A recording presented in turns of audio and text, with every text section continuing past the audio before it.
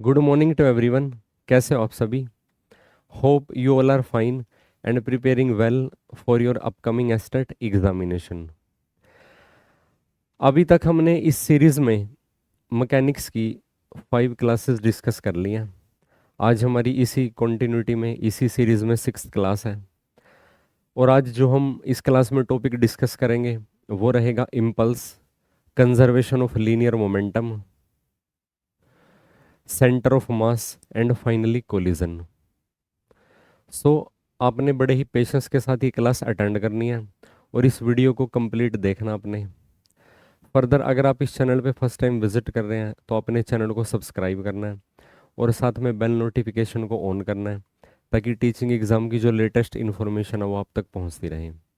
और आपने इस क्लास को शेयर करना है ताकि ज़्यादा से ज़्यादा स्टूडेंट को इसका बेनिफिट मिल सके।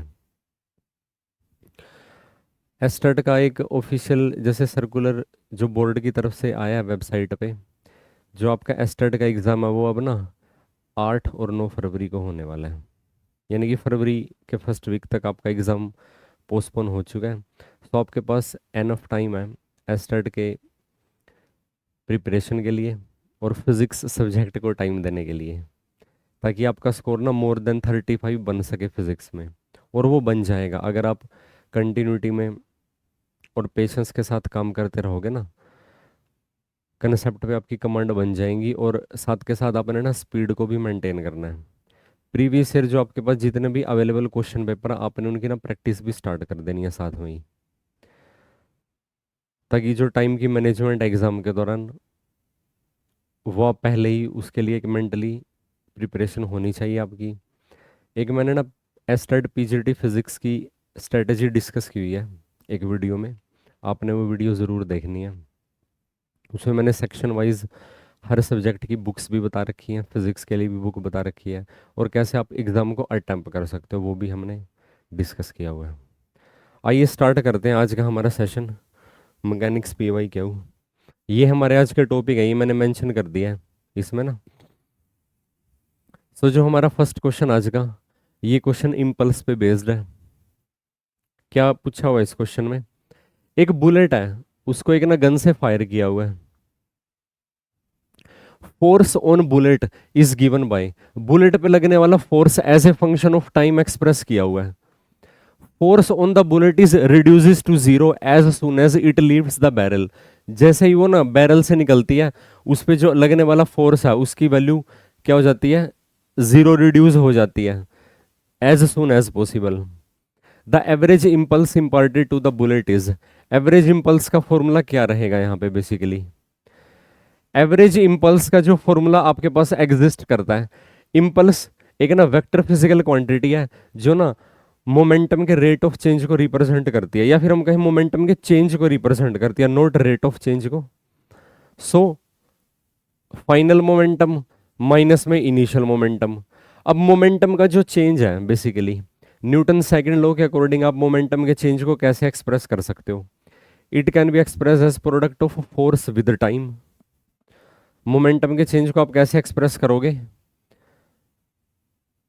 जो फोर्स है बेसिकली, और आप कहे जैसे एवरेज फोर्स होता है, जो एवरेज फोर्स को अपना टाइम इंटरवल से मल्टीप्लाई कर दोगे तो आपको ना एवरेज इंपल्स की वैल्यू यहाँ पे ना मिल जाएगी।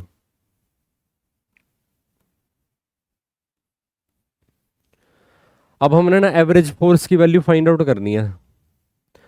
एवरेज फोर्स की वैल्यू अपना कैसे फाइंड आउट करोगे? Force as a function of time given है। अब यहाँ पे हम ना एक तो इनिशियल फोर्स की वैल्यू फाइंड आउट करेंगे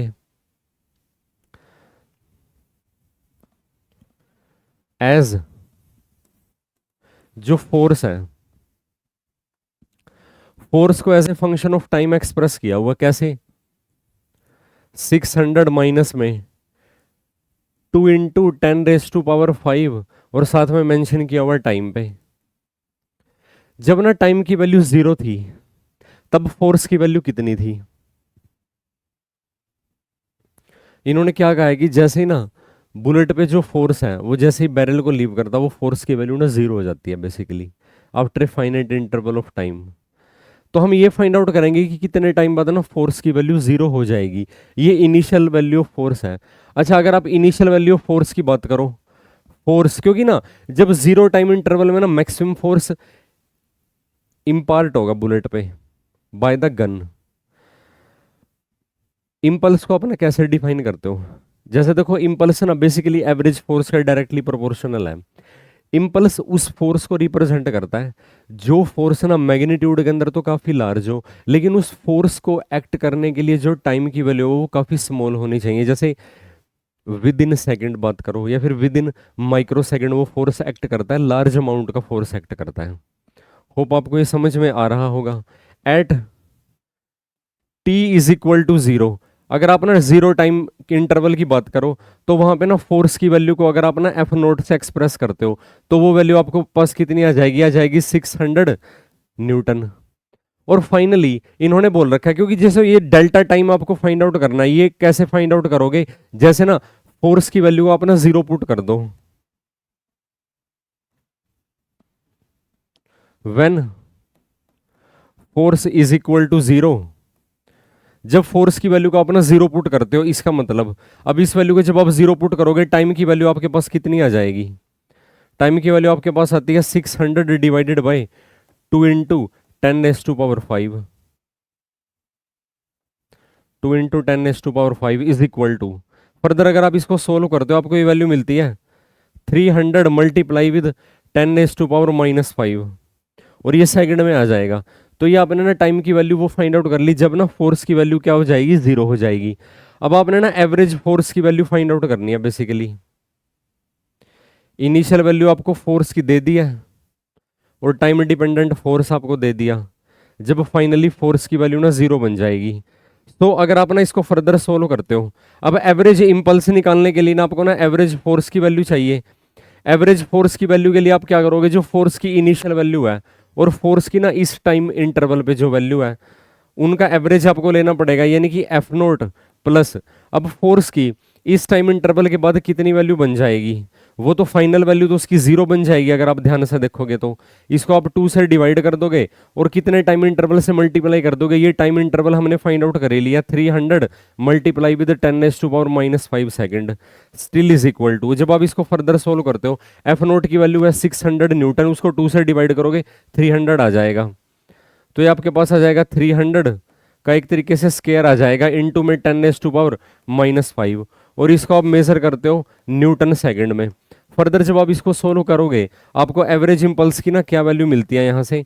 अब जैसे आप इसका स्केयर करते हो यह आ जाएगा 9 मल्टीप्लाई विद 10⁻⁻⁴ और -5 ऑलरेडी प्रेजेंट है, तो यह आ जाएगा 10⁻⁻⁻1 is equal to 0.9 newton second. यानी कि जो सेकंड ऑप्शन है ये क्या है? इसके लिए करेक्ट ऑप्शन है। होप आपको ये कंसेप्ट समझ में आया होगा, क्योंकि एवरेज फोर्स की वैल्यू आपको फाइंड आउट करनी बहुत जरूरी है, क्योंकि फोर्स की मैग्नीट्यूड के अंदर ना एक ना लार्ज चेंज ऑब्जर्व हुआ है। इनिशियली क्या होती है? फोर्स की वैल्यू मैक्सिमम है 600 न्यूटन और इंस्टेंटली इतने टाइम इंटरवल के बाद फोर्स की वैल्यू जीरो बन जाएगी, तो आपको एवरेज फोर्स की वैल्यू फाइंड आउट करनी ही पड़ेगी। यहाँ पे वही इम्पल्स के लिए रिस्पॉन्सिबल होता है और वो जो ऑब्जेक्ट का मोमेंटम चेंज होगा। अब जैसे इनिशियली जो बुलेट थी बेसिकली वो रेस्ट पे थी और कुछ इतने फाइनाइट टाइम के बाद उसने ना इतना लार्ज मोमेंटम गेन कर लिया। होप आपको ये कंसेप्ट समझ में आया होगा। नेक्स्ट वन इज, एक क्रिकेट बॉल है जिस बॉल का मास आपको दिया हुआ 150 ग्राम। एक बॉल का आपको ना मास गिवन है, उसकी ना वेलोसिटी गिवन है जिस वेलोसिटी से मूव कर रहा है, hit by a bat so that the ball is turn back with velocity of 20 metre पर सेकंड। एक क्रिकेट बॉल है वो ना बैट पे हिट किया, हिट करने से उसका जो मोमेंटम है वो बेसिकली 100 डिग्री से ट्विस्ट हो जाएगा। अब मोमेंटम क्या है? एक वेक्टर फिजिकल क्वांटिटी है। If duration of contact between the ball and the bat, अब बैट के साथ जो उसका ना कॉन्टैक्ट टाइम है, जितनी देर से वो बैट से हिट किया बॉल, वो टाइम आपको दे रखा है 0.01 second. Impulse of the force is, इस गिवन फोर्स के लिए आपको ना इंपल्स की वैल्यू फाइंड आउट करनी है।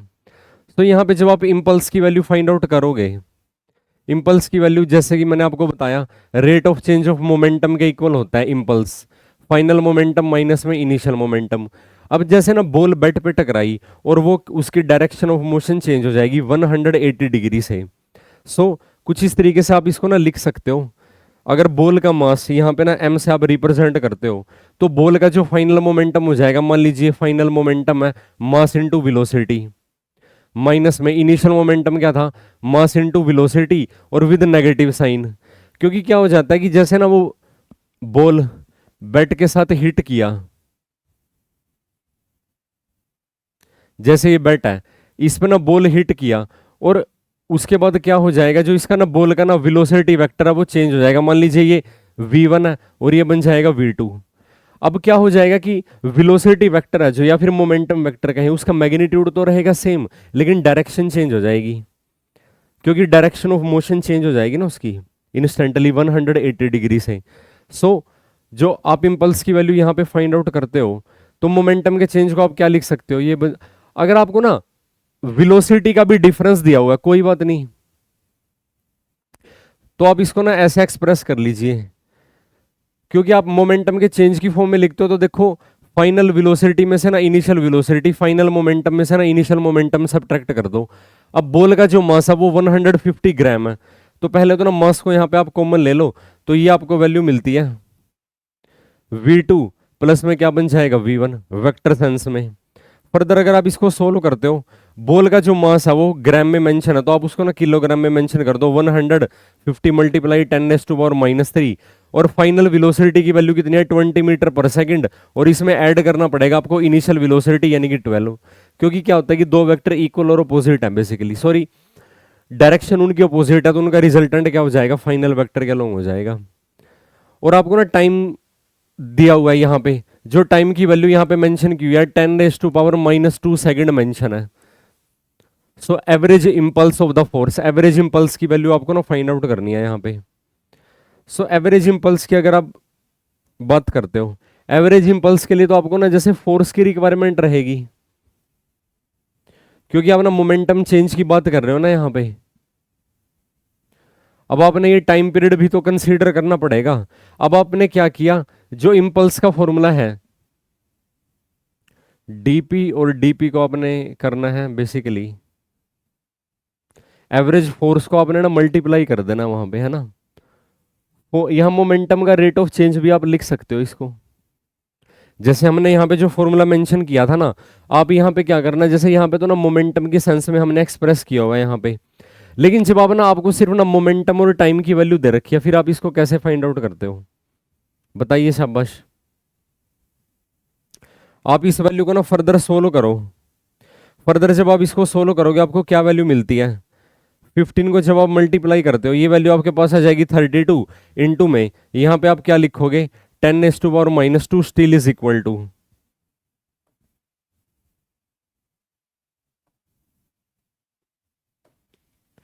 और आपने इसको मल्टीप्लाई कर देना 10⁻⁻² से।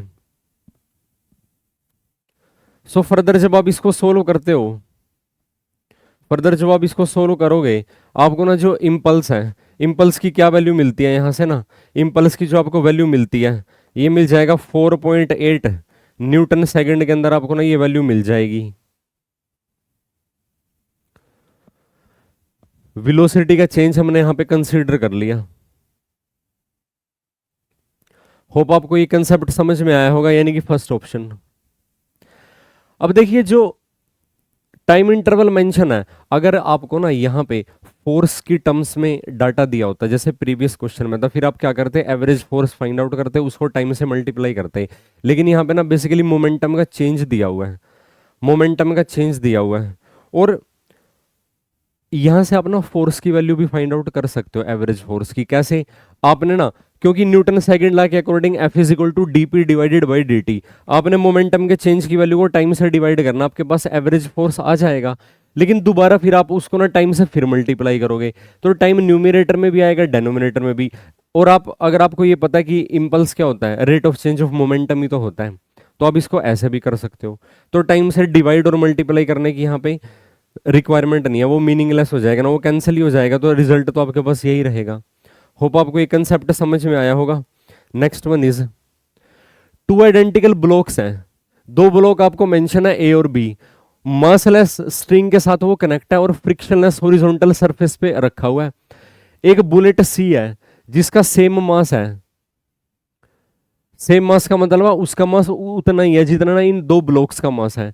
अब वो बुलेट ना यू स्पीड के साथ ना स्ट्राइक की ब्लॉक बी से फ्रॉम बिहाइंड। अगर आप इसका ना डायग्राम ड्रॉ करते हो तो कुछ इस तरीके का ना इसका डायग्राम बनेगा यहां से। अगर आप इसका ना डायग्रामेटिकली इसको एक्सप्रेस करते हो, ए और बी ब्लॉक है वो तो ना स्ट्रिंग के साथ कनेक्ट है। ये ब्लॉक ए है बेसिकली, ये ब्लॉक बी है, इनको ना स्ट्रिंग के साथ कनेक्ट किया हुआ है। अब एक बुलेट है, ये बुलेट है सी, क्या मेंशन किया हुआ है, एक बुलेट है सी,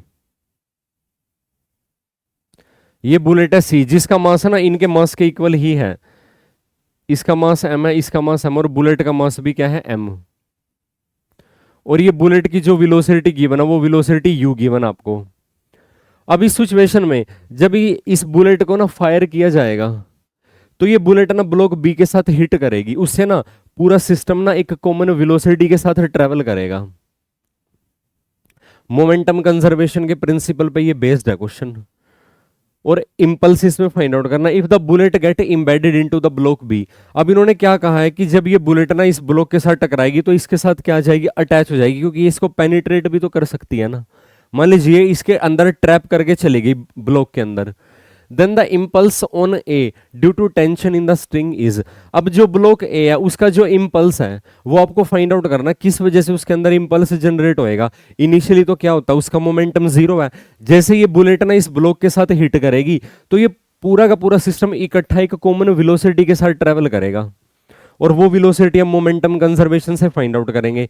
ये बुलेट ना इस ब्लॉक के अंदर चली जाएगी और क्या हो जाएगा, ब्लॉक मोमेंटम गेन करेगा। अब मोमेंटम, अब ये ब्लॉक ना इस थ्रेड की हेल्प से ब्लॉक बी से कनेक्ट है तो ब्लॉक बी भी तो मोमेंटम गेन करेगा। इनिशियली तो इसका मोमेंटम जीरो था, फाइनली ये नॉन जीरो मोमेंटम एक्वायर कर लेगा। तो मोमेंटम का चेंज ही तो इंपल्स को रिप्रेजेंट करता है, और वही आपको फाइंड आउट करना है। इंपल्स ही तो पूछ रखा है। इंपल्स आप इसमें ना बुलेट सी का भी निकाल सकते हो, बी का, ब्लॉक बी का भी निकाल सकते हो। इसमें सिर्फ ना ब्लॉक ए के लिए पूछ रखा है। सो हम यहां पे क्या अप्लाई करते हैं, apply conservation of momentum, apply law of conservation of momentum. Momentum conservation का लॉ जब आप अप्लाई करोगे यहां पे, इनिशियली सिर्फ ना बुलेट के पास मोमेंटम है, तो बुलेट के पास जो मोमेंटम है इनिशियली, अगर आप उसकी वैल्यू फाइंड आउट करते हो, बुलेट के पास जो मोमेंटम है इनिशियली,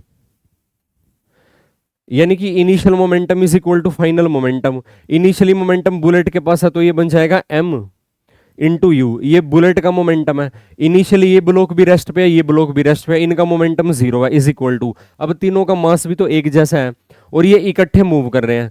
सो यानी कि फाइनली ब्लॉक बी, और मान लीजिए कॉमन वेलोसिटी v से ट्रेवल कर रहे हैं, इसकी वेलोसिटी भी v, ब्लॉक ए की भी, बुलेट की भी वेलोसिटी v, और ब्लॉक बी की भी वेलोसिटी b, और तीनों का मास सेम है। तो आप ये लिख सकते हो थ्राइस ऑफ मास इनटू इनकी कॉमन वेलोसिटी। मान लीजिए कैपिटल v है, इसका मतलब क्या हुआ, जो कॉमन वेलोसिटी बन जाएगी तो वो क्या बन जाएगी, वो बन जाएगी u डिवाइडेड बाय 3। और ये वेलोसिटी किसके, इसके लिए आप ना लिख सकते हो, मतलब कि ये वेलोसिटी किसके लिए आई, ये वेलोसिटी ए की भी आई है, ये वेलोसिटी ब्लॉक बी की भी आई है, और ये वेलोसिटी जो बुलेट सी है उसने भी वेलोसिटी गेन किया, ये इनकी कॉमन वेलोसिटी है। कंजर्वेशन ऑफ मोमेंटम से हमने फाइंड आउट कर लिया। अब अगर आप ना यहाँ पे impulse, impulse on A due to tension in B, अब आपको ना इम्पल्स फाइंड आउट करना है ब्लॉक ए के लिए, तो उसके लिए क्या हो जाएगा, बेसिकली जो ब्लॉक ए का ना फाइनल मोमेंटम है उसमें से आप ना उसका इनिशियल मोमेंटम सब्ट्रैक्ट कर दोगे। फाइनल उसने कितना मोमेंटम गेन कर लिया, उसका मास और जो उसने फाइनल वेलोसिटी एक्वायर किया कैपिटल वी, और माइनस में इनिशियली वो ब्लॉक रेस्ट पे था। इसका मतलब क्या हुआ, फाइनल वेलोसिटी इनिशियल वेलोसिटी का 1/3 है। तो ये तो आपके पास आ जाएगा impulse on the block A. So M U divided by 3, यानी कि second option is the correct option. अगर आप यहां पे ना किसका, और ये जो इम्पल्स है ये ना टेंशन की वजह से है, जो धागे के अंदर ना टेंशन डेवलप हुई है। ब्लॉक बी का जो इंपल्स होगा ना वो बुलेट सी के ना नॉर्मल फोर्स की वजह से होगा। क्यों, ये जो थ्रेड है ये थ्रेड ना ब्लॉक बी को होल्ड करके रख नहीं सकती, मतलब कि ये इसको ना बैकवर्ड फोर्स अप्लाई ही नहीं कर सकती, तो इसका मोमेंटम डिक्रीज नहीं हो जाएगा एक बार जब ये गेन कर लेगा मोमेंटम। इसका मोमेंटम होगा इस बुलेट के नॉर्मल फोर्स की वजह से। जो ए का मोमेंटम है यहाँ पे मेंशन लिखा हुआ है टेंशन इन द स्ट्रिंग की वजह से है, ये मोमेंटम है due to tension in the string, due to tension in the string, ये मेंशन किया हुआ इन्होंने। अब जो अगर आप ना मोमेंटम की बात करते हो सी, बुलेट कितना मोमेंटम गेन करेगी, सॉरी इंपल्स गेन करेगी, तो उसके लिए भी आपको क्या करना पड़ेगा, इसका जो फाइनल मोमेंटम है उसमें से इसका ना इनिशियल मोमेंटम सब्ट्रैक्ट करना पड़ेगा। और ये बुलेट का जो मोमेंटम होगा वो ना नॉर्मल फोर्स की वजह से आएगा। वो नॉर्मल फोर्स कितना होगा, क्योंकि ये बुलेट ना इस ब्लॉक के ना नॉर्मली हिट किया है, यानी कि इसकी सरफेस पे परपेंडिकुलरली हिट किया है, ये नॉर्मल फोर्स की वजह से आएगा। अब बुलेट का जो फाइनल मोमेंटम है वो बन जाएगा mass into capital V, V की वैल्यू बन जाएगी यू डिवाइडेड बाय 3, और माइनस में इनिशियल मोमेंटम, बुलेट का तो इनिशियल मोमेंटम भी एग्जिस्ट कर रहा था।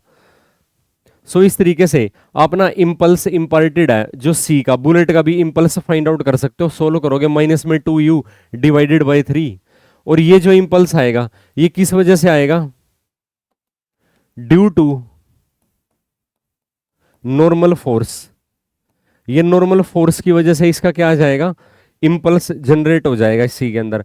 अब अगर आप ना ब्लॉक बी की बात करते हो, ब्लॉक बी के अंदर अगर आप ना इंपल्स फाइंड आउट करना चाहते हो टोटल, अगर आप ना ब्लॉक बी के अंदर इंपल्स की वैल्यू फाइंड आउट करना चाहते हो तो इसके लिए क्या करना पड़ेगा, फाइनल मोमेंटम माइनस में इनिशियल मोमेंटम, फॉर्मूला तो यही लगेगा।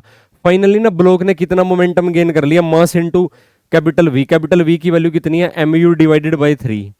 अब ये तो इसका ना जो इंपल्स है ये तो बेसिकली क्या है, ये तो टेंशन इन द थ्रेड की वजह से है।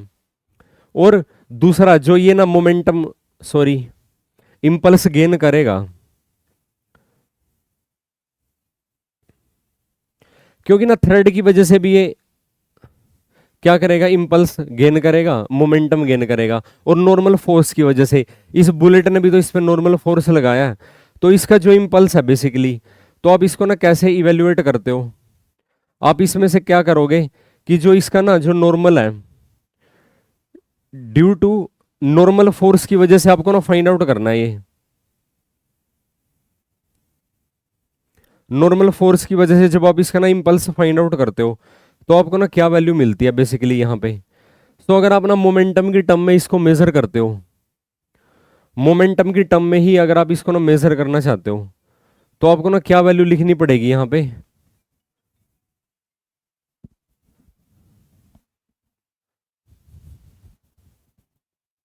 बी का momentum,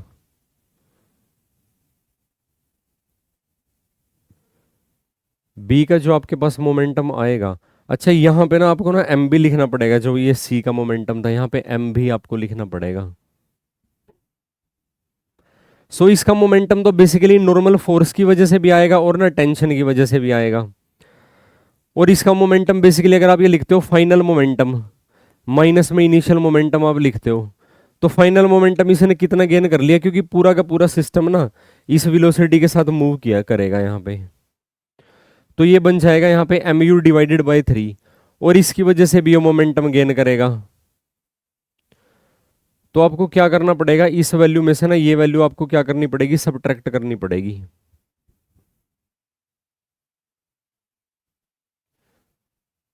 mass into common velocity,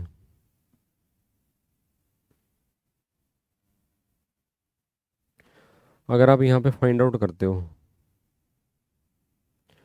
मान लीजिए यहाँ पे जो ये 2mu डिवाइडेड बाई 3 है इज इक्वल टू बी का इंपल्स फाइंड आउट करने के लिए बेसिकली अगर आप देखो ध्यान से, बी का इंपल्स जब आप फाइंड आउट करते हो ना उसमें आपको ना दो वैल्यूज कंसीडर करके चलनी पड़ती हैं, और दो वैल्यू वो कौन कौन सी आप ना कंसीडर करके चलते हो, नॉर्मल और जो टेंशन का फोर्स है, एम यू डिवाइडेड बाई 3 है बेसिकली यहाँ पे ना, और नॉर्मल फोर्स की वजह से फाइंड आउट करना है। टेंशन की वजह से तो आया था एम यू डिवाइडेड बाई 3,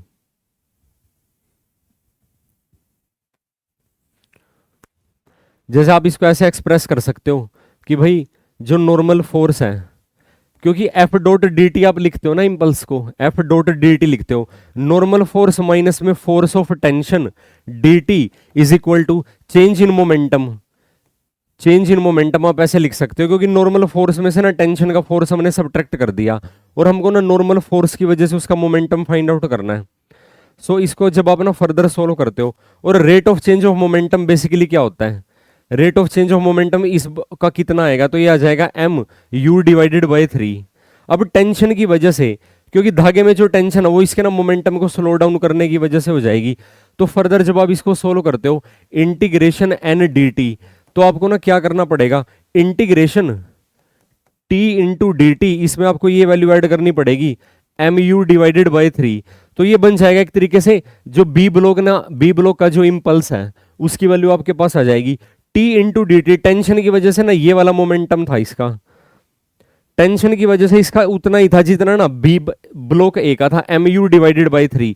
क्योंकि ब्लॉक ए और ब्लॉक बी का तो जो इम्पल्स है वो इक्वल और अपोजिट है देखा जाए तो ये आपके पास वैल्यू आ जाएगी यहां से, अगर आप इसको सोल्व करते हो, यहां पे जब आप इसकी ना वैल्यू पुट करते हो, और ये नेगेटिव साइन के साथ आपने ना कंसीडर करनी है। अच्छा उधर जाके तो ये प्लस हो जाएगी, प्लस में तो ये आपने करना पड़ेगा एम यू डिवाइडेड बाई 3, और इसमें ना एम यू डिवाइडेड बाई 3 आपको ऐड करना पड़ेगा। तो ओवरऑल जो आपके पास आंसर आएगा यहां से ना, ओवरऑल आपके पास जो आंसर आएगा तो आ जाएगा 2 एम यू डिवाइडेड बाई 3। इस तरीके से आप ना तीनों ब्लॉक का ना जो इम्पल्स है उसका ना चेंज वो फाइंड आउट कर सकते हो। होप आपको ये कंसेप्ट समझ में आया होगा। अगर फर्दर आपको कोई डाउट है तो आप डिस्कस कर सकते हो। मैं दोबारा बता रहा हूँ, जो इम्पल्स ए है, पहले पहले ब्लॉक ए है, उसका जो इम्पल्स है वो सिर्फ ना थ्रेड की टेंशन की वजह से हमसे पूछ रखा है, ये मेंशन है। ये तो एस्टेट में एग्जाम में आया हुआ क्वेश्चन है, लेकिन एडिशनली मैंने आपको ये करवा दिया कि जो सी है यानी कि बुलेट है, बुलेट का जो मोमेंटम होगा, बुलेट का जो इम्पल्स होगा वो ना नॉर्मल फोर्स की वजह से होगा। क्यों ये बुलेट ना इसे ना ब्लॉक पे ना नॉर्मली हिट किया जाएगा, तो ये तो हो जाएगा नॉर्मल फोर्स की वजह से। अब जो ब्लॉक बी है उसके साथ क्या हुआ कि बुलेट भी उस पर हिट किया है और थ्रेड भी साथ में बंधा हुआ है, तो इसका जो टोटल इंपल्स हो जाएगा उसमें अपना नॉर्मल फोर्स को भी कंसीडर करोगे और फोर्स ऑफ टेंशन को भी कंसीडर करोगे, तो उसका इंपल्स ये आ जाएगा twice of M into U divided by 3। Hope आपको ये क्वेश्चन समझ में आया होगा। नेक्स्ट वन इज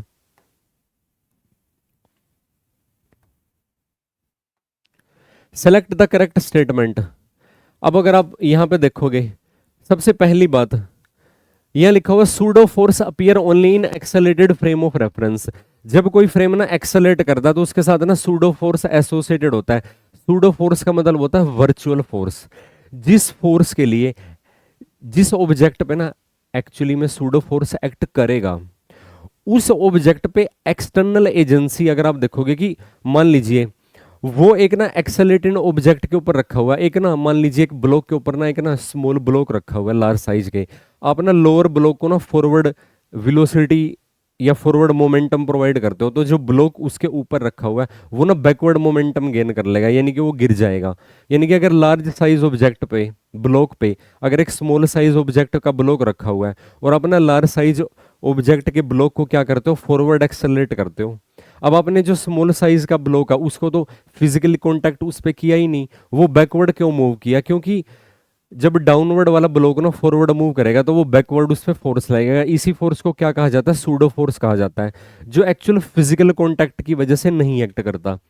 सो ये हमेशा अगर आप ध्यान दो तो ये एक्सेलेटेड फ्रेम ऑफ रेफरेंस के लिए होल्ड करता है, क्योंकि जो फ्रेम ऑफ रेफरेंस एक्सेलेट करेगा उसी में तो हम सूडो फोर्स की बात करेंगे।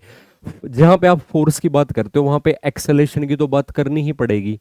अगर आप non accelerated frame of reference की बात करो, जो कांस्टेंट वेलोसिटी के साथ ट्रैवल करते हैं, वहां पे अपना सूडो फोर्स को डिस्कस नहीं कर सकते। उसके बाद है centripetal force is a pseudo force. अच्छा मैं आपको ना ये बता भी देता हूं कि सूडो फोर्स जो मैंने आपको बताया, सूडो फोर्स आप ना जैसे मान लीजिए ये एक ब्लॉक है कैपिटल एम साइज का, इस पे ना आपने ना एक फोर्स लगाया जिसकी वजह से इसने ए एक्सेलेरेशन गेन कर ली। अब इसके ऊपर ना एक ना स्मॉल साइज का ब्लॉक रखा हुआ है, ये मान लीजिए स्मॉल एम मास का है। जब आप डाउनवर्ड ब्लॉक को ना फॉरवर्ड एक्सेलरेट करते हो तो ये इस पे ना बैकवर्ड फोर्स एक्ट करेगा, तो ये बैकवर्ड एक्सेलरेट हो जाएगा उतनी ही एक्सेलेरेशन के साथ जितनी डाउनवर्ड पे। तो ये जो फोर्स कहलाएगा बेसिकली, इस पे जो फोर्स लगेगा वो कितना हो जाएगा, इसका मास, इसकी एक्सेलरेशन, और ये जो फोर्स कहलाएगा ये क्या कहलाएगा, सूडो फोर्स कहलाएगा। ये क्या कहलाएगा, ये सूडो फोर्स कहलाएगा। Centripetal force is a pseudo force. क्या सेंट्रीपिटल फोर्स एक सूडो फोर्स है? अभी इस ब्लॉक में आप ध्यान देखो, ये जो हमने एक्सटर्नल एजेंसी ने जिस पे काम किया, कैपिटल एम मास के ब्लॉक पे फिजिकल कांटेक्ट बना के उसको ना फॉरवर्ड पुल किया। अब स्मॉल एम मास के ऑब्जेक्ट पे तो कोई फिजिकल कांटेक्ट या फिर कोई फोर्स अप्लाई किया ही नहीं, देखा जाए तो इस पे तो कोई फोर्स लगाया ही नहीं। इस पे तो फोर्स क्यों लगा, क्योंकि डाउनवर्ड ब्लॉक फॉरवर्ड मूव किया और इसने बैक साइड में फोर्स को फील किया, वह फिजिकल कांटेक्ट तो हुआ ही नहीं। इनकी सरफेस बेशक आप में कनेक्ट हो, लेकिन आपस में कनेक्ट है, लेकिन एक्चुअली इस पे कोई फोर्स तो नहीं अप्लाई हुआ एक्सटर्नल फोर्स की वजह से। तो इस वजह से इसके लिए फिजिकल कांटेक्ट रिक्वायरमेंट नहीं होता सूडो फोर्स के लिए, अगर आप ध्यान से देखोगे। Centripetal force is a pseudo force. अब सेंट्रीपिटल फोर्स किस पे एक्ट करता है, जो ऑब्जेक्ट ना एक पर्टिकुलर एक सर्कुलर पाथ पे ट्रैवल करता है एक डेफिनेट सेंटर के अबाउट। जैसे मान लीजिए, अब अगर आप ना अर्थ पे लगने वाले सेंट्रीपिटल फोर्स की बात करते हो, अब अर्थ और सन के बीच में ना कोई फिजिकल कॉन्टैक्ट तो नहीं है, लेकिन force of gravitational force of attraction की वजह से वो क्या करती है, उसके अराउंड ना रोटेट कर रही है, रिवॉल्व कर रही है बेसिकली। सो क्या हम ना सेंट्रीपिटल फोर्स को सूडो फोर्स कह सकते हैं?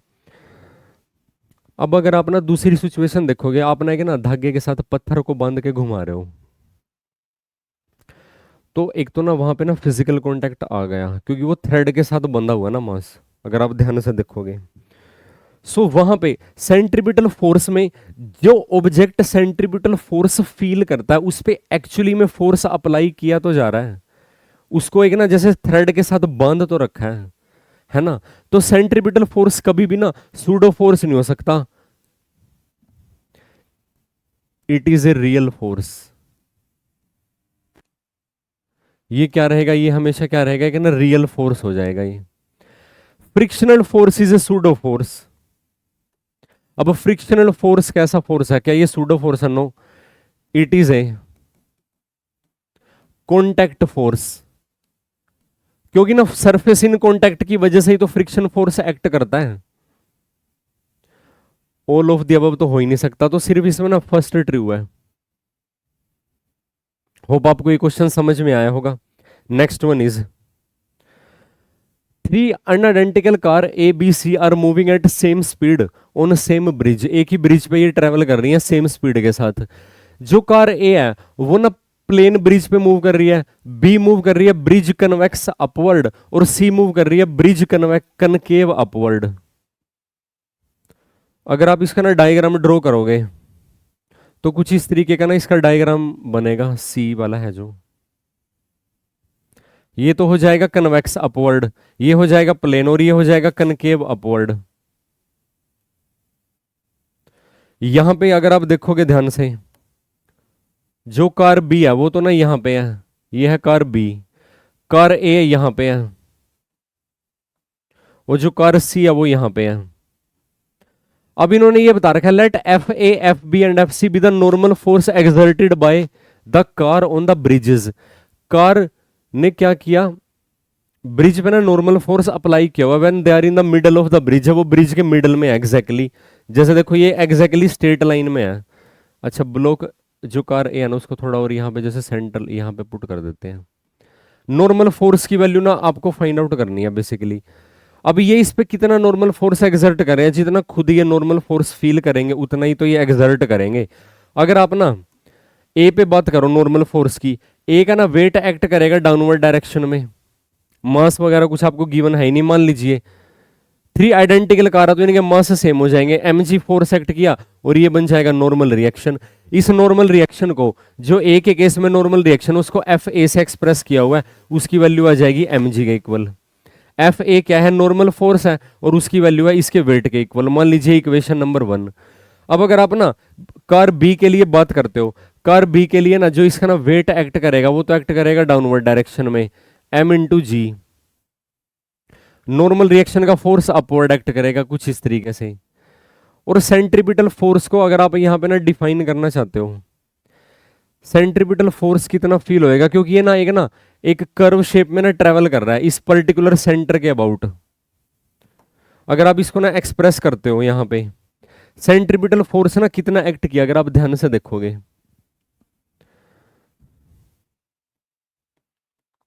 और बी के लिए जो रिक्वायर्ड सेंट्रीपिटल फोर्स है,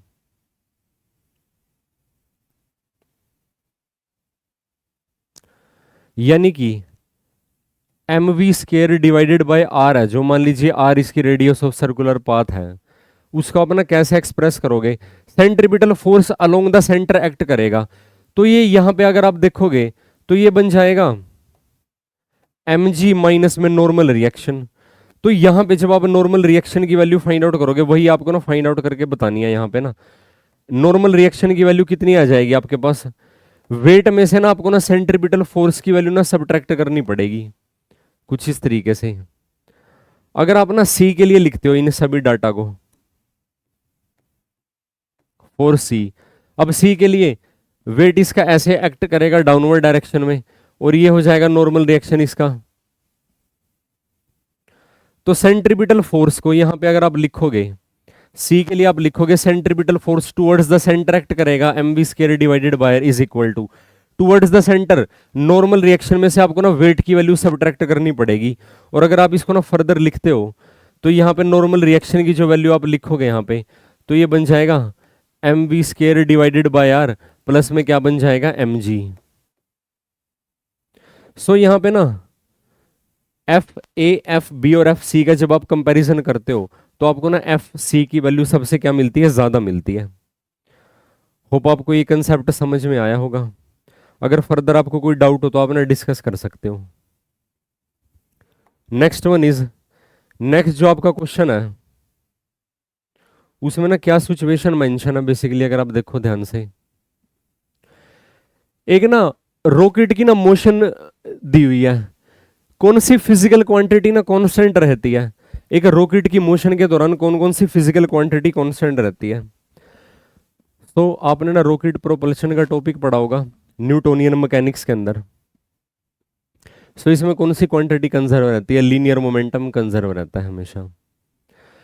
क्योंकि जितना, जैसे आप ध्यान दो कि जो एग्जॉस्ट स्पीड होती है गैसेस की बैकवर्ड डायरेक्शन में, उतना ही वो क्या करती है, रॉकेट को फॉरवर्ड मोमेंटम प्रोवाइड करती है। तो ओवरऑल सिस्टम के लिए जो मोमेंटम रहता है वो क्या रहता है, कंजर्व रहता है मोमेंटम। होप आपको ये समझ में आया होगा। क्वेश्चन ये तो थ्योरेटिकल क्वेश्चन ही था, 2018 में आया हुआ क्वेश्चन है, और 18 में ही इसी के बेस पे ये क्वेश्चन भी आया हुआ है। अब ये काफी इंटरेस्टिंग है।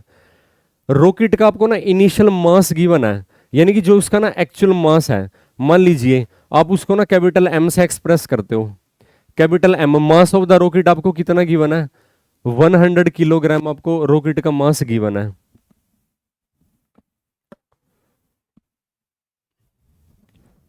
रॉकेट का मास कितना गिवन है, 100 kilogram. Is set for vertical firing if exhaust velocity is, अब जो गैसेस की एग्जॉस्ट वेलोसिटी होती है उसको आप ना यू से एक्सप्रेस करते हो, तो वो कितनी आपको मेंशन है, 750 मीटर पर second. And fuel is consume at the rate of, fuel का कंजप्शन, अब फ्यूल क्या है, अगर मान लीजिए लिक्विड फॉर्म में जो फ्यूल है, तो फ्यूल का कंजप्शन होने से उसका मास ही तो कम होता चला जाएगा धीरे धीरे। डीएम बाई डी से एक्सप्रेस करते हो 2 किलोग्राम पर सेकंड। अब आप देखिए लेफ्ट साइड में जो यूनिट है डीएम, मास, मास के अंदर चेंज भी मास को एक्सप्रेस करेगा वो किलोग्राम में, और पर सेकंड तो ये पर सेकंड लिखा हुआ है, 2 किलोग्राम पर सेकंड, यानी कि एक सेकंड में ना कितना फ्यूल की कंजप्शन कर रहा है रॉकेट, 2 किलोग्राम फ्यूल की। The acceleration of the rocket after 10 second from the projection is, acceleration उसकी आपको फाइंड आउट करनी है at a time interval of 10 second, 10 second के बाद उसकी ना कितनी एक्सेलरेशन हो जाएगी। अब एक्सेलरेशन के लिए जो आपके पास है ना फॉर्मूला एग्जिस्ट करता है, एक्सेलरेशन के लिए आपके पास ये फॉर्मूला एग्जिस्ट करता है, अब थ्रस्ट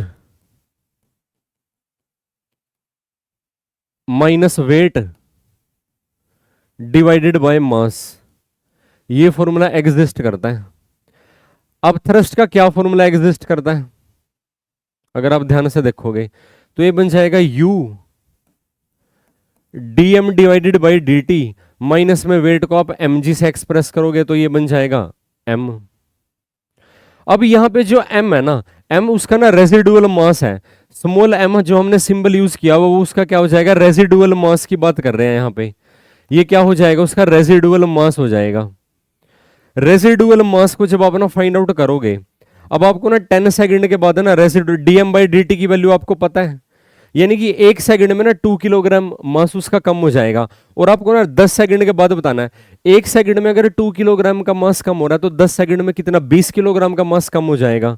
सो अगर आप यहां पे ध्यान से देखोगे, इनिशियल वेलोसिटी की वैल्यू आपको गिवन है 750 du divided by dt, sorry dm divided by dt, वो आपको वैल्यू मेंशन है 2, माइनस में m इंटू जी, ये यहाँ पे ना रेजिडुअल मास है। रेजिडुअल मास के लिए आपको ना एक्चुअल मास में से ना जितना मास कंज्यूम हो गया उसका, कितना मास कंज्यूम, 1 सेकंड में 2 किलो, 10 सेकंड में 20 किलो, तो ये 20 किलो आपको ना सब्ट्रैक्ट करना पड़ेगा। एक्सेलरेशन ड्यू टू ग्रेविटी की वैल्यू इन्होंने बोल रखी है कि 10 यूज करनी है, और डिवाइड में यहाँ पे भी आपने रेजिडुअल मास इसका लिखना पड़ेगा 100 माइनस में 20। जब आप इसको ना फाइनली सोल्व करोगे आपको ये आंसर मिलेगा 8.75 मीटर पर सेकंड और अपवर्ड, क्योंकि उसकी ना मोशन है वो अपवर्ड डायरेक्शन में है basically.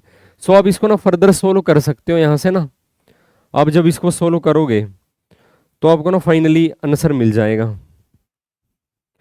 Acceleration is equal to,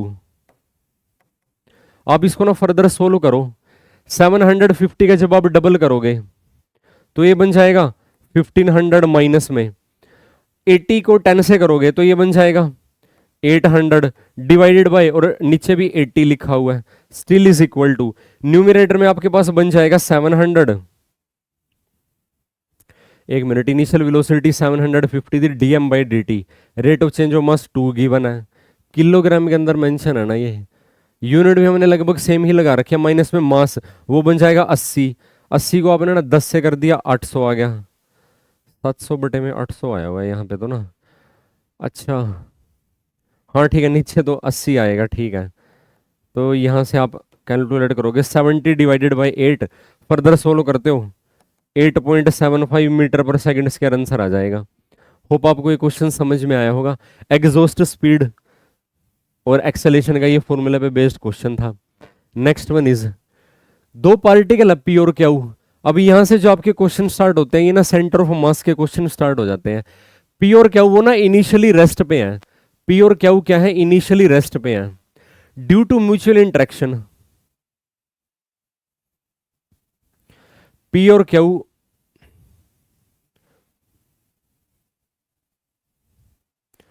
P और क्यू ना दो पार्टिकल हैं, ये ना इनिशियल सिचुएशन है, इनिशियली क्या है, बोथ आर एट रेस्ट। अगर ये दोनों रेस्ट पे होंगे तो इनका मोमेंटम भी जीरो हो जाएगा, और कुछ फाइनाइट इंटरवल ऑफ टाइम के बाद क्या बताया इन्होंने, these particle start moving towards each other at some time T, the speed of P is V and speed of Q is 2v। कुछ टाइम इंटरवल के बाद ना, मतलब कि जैसे ये ना एक दूसरे की तरफ ना मूव करना स्टार्ट कर देंगे, ये p है, इसकी वेलोसिटी v बन जाएगी, और ये जो क्यू है इसकी वेलोसिटी बन जाएगी twice of v। Speed of the centre of mass of the system at time t is, अगर आप ना इनिशियल मोमेंटम की बात करते हो, जो इनिशियल मोमेंटम यहां पे एग्जिस्ट करेगा सेंटर ऑफ मास का वो जीरो रहेगा, क्योंकि सेंटर ऑफ मास इन दोनों सिस्टम की वजह से ही एग्जिस्ट कर रहा है। दो पार्टिकल है, उनका सेंटर ऑफ मास कहीं ना कहीं उनके इन बिटवीन सेंटर पे लाई करेगा, उनका सेंटर, क्योंकि वो दो ऑब्जेक्ट इनिशियली रेस्ट पे हैं तो उनका सेंटर ऑफ मास भी इनिशियली रेस्ट पे रहेगा, तो सेंटर ऑफ मास का इनिशियल मोमेंटम जीरो। और अगर आप ना फाइनल बात करते हो, फाइनल मोमेंटम जो हो जाएगा सेंटर ऑफ मास के लिए आप लिख रहे हो, तो सेंटर ऑफ मास का जो फाइनल मोमेंटम है वो भी कितना बन जाएगा, जीरो बन जाएगा। इनिशियल मोमेंटम कितना है, सेंटर ऑफ मास का जीरो, फाइनल मोमेंटम भी क्या बन जाएगा, जीरो बन जाएगा। सेंटर ऑफ मास का अगर फाइनल मोमेंटम जीरो है तो उसकी वेलोसिटी कितनी बन जाएगी, जीरो बन जाएगी। अगर कोई एक्सटर्नल फोर्स एक्ट ना करे, हमेशा ध्यान रखना, ये दोनों की ना म्यूचुअल इंटरेक्शन की वजह से मोशन है, एक्सटर्नल एजेंसी का कोई काम नहीं है। अगर एक्सटर्नल फोर्स एक्ट ना करे तो मोशन ऑफ सेंटर ऑफ मास क्या होती है, कांस्टेंट स्पीड के साथ होती है, यानी कि जीरो एक्सेलरेशन के साथ। सो आप यहां पे लिख सकते हो कि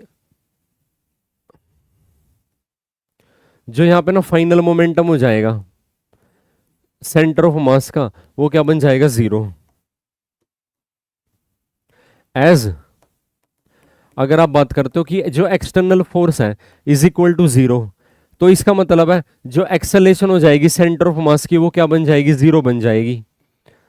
एक्सटर्नल फोर्स जब तक नहीं एक्ट करता तब तक सेंटर ऑफ मास एक्सेलरेट नहीं होगा, वो कांस्टेंट स्पीड के साथ ट्रेवल करेगा।